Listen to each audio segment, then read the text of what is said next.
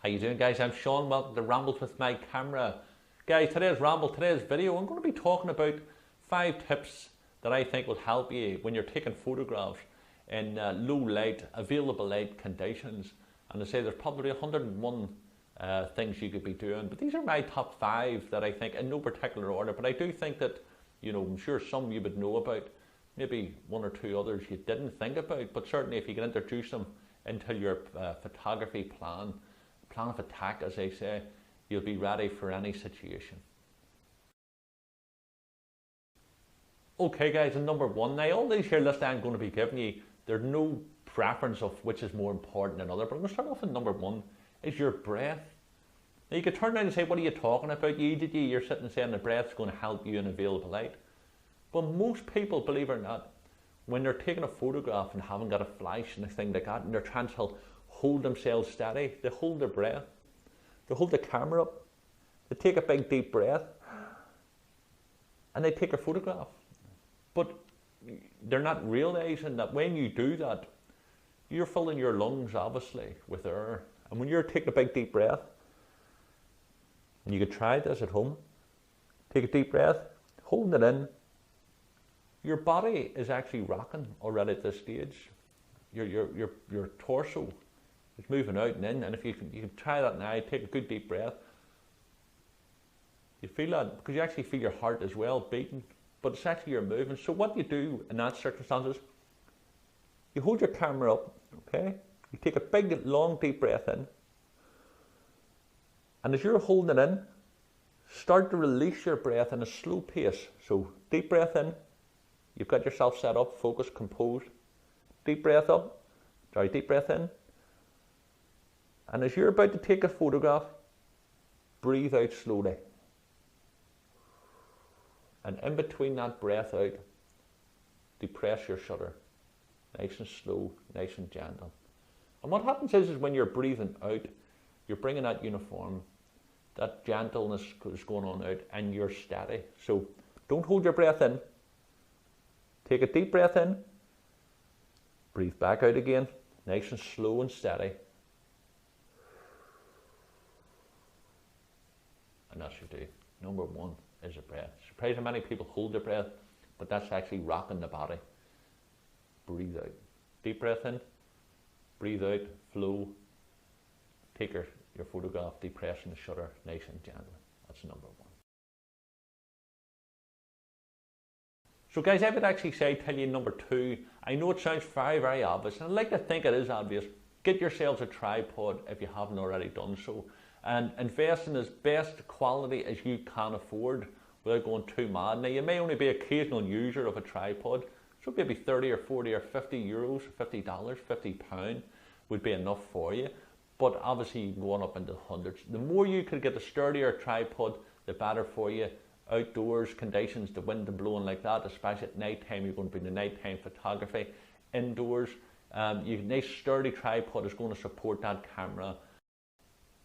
What you could also do is you can actually make yourself into a tripod if you haven't got a tripod, and it's really just about standing, with your side up against the wall and keeping your side of your body, the side of your leg, so flush tight against that wall. Stretch your opposite leg out and put pressure on your opposite leg, not on your side that you're going to be taking the photographs on. You can also actually hold it, the position of holding your camera and making your arm, your bicep and your forearm as a bit of a support to rest your lens on, and use the hand to cup around to go until your shoulder, to making yourself a tripod. And you could also be using that. Now you can also get yourself the wee GorillaPod type, the wee tiny monopod as well if you wanted to, but I'm saying the GorillaPod, you can actually get yourself one of those. They could actually slip in your camera bag or on the side if the space is limited. You also get yourself a bean bag. You could place a bean bag onto the shelf, put your camera on, fill it, bubble wrap. Everybody calls it bubble wrap, the packaging material.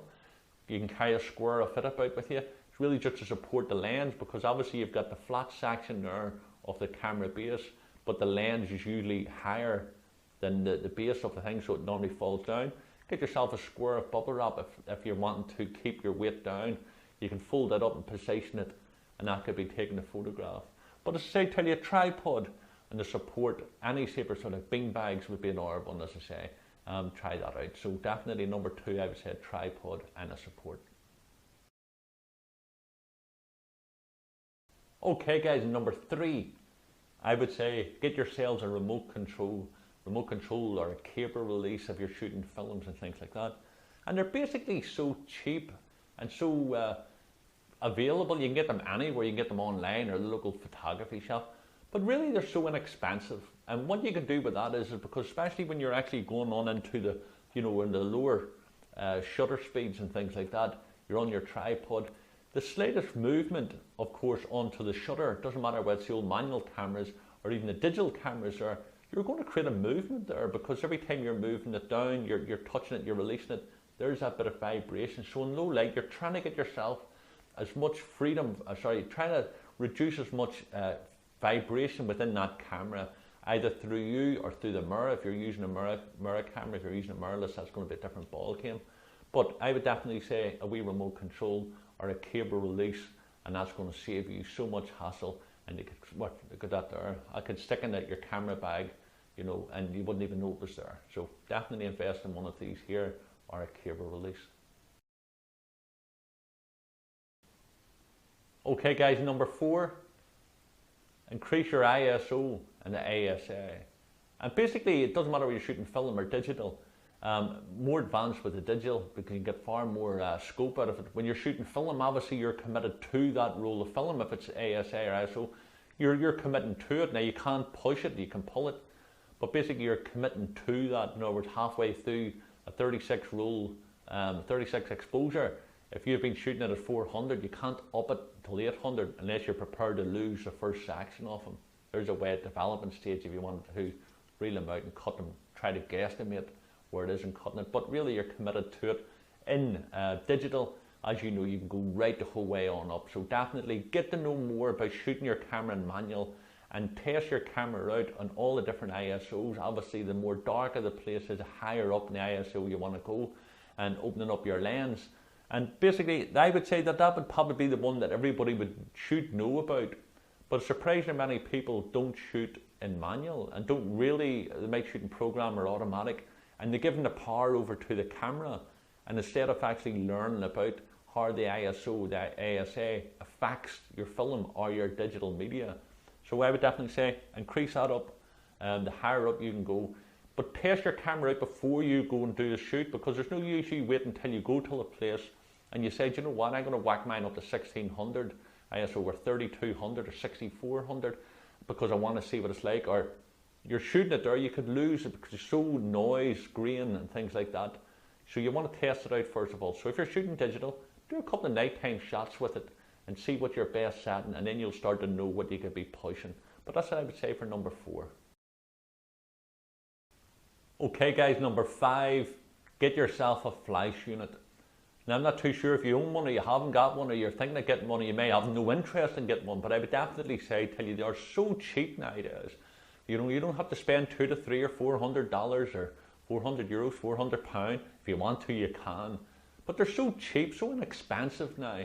And the quality of them is fantastic. You're like walking about with a portable sun, and it'll open up your photography to a completely new level. You'll start to create different photographs, and the more you start working with it, the more you'll start to understand it. So I would definitely say in 5th place, I would be getting yourself a flash, because genuinely, why, it's better looking at it and looking forward. Why take a chance? You could actually come across somewhere, you could walk into a building and something could happen there, or an opportunity could arise. You could actually get a spur of the moment, somebody said, could you take my photograph?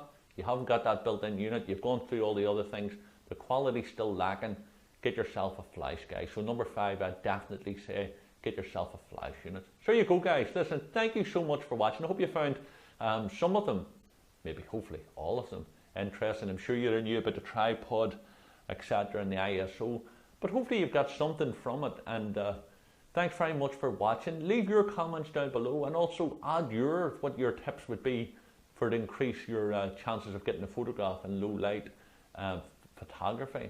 Leave them down below, guys, and certainly love to have a look at them, because everybody have wee different tips and tricks, and I'd love to hear what yours are. Guys, listen, thanks very much for watching. If you haven't already done so, please do subscribe. You can check me out on Twitter and on Facebook, and also rambleswithmycamera.com, guys. Send you love from Ireland, and thanks again for watching.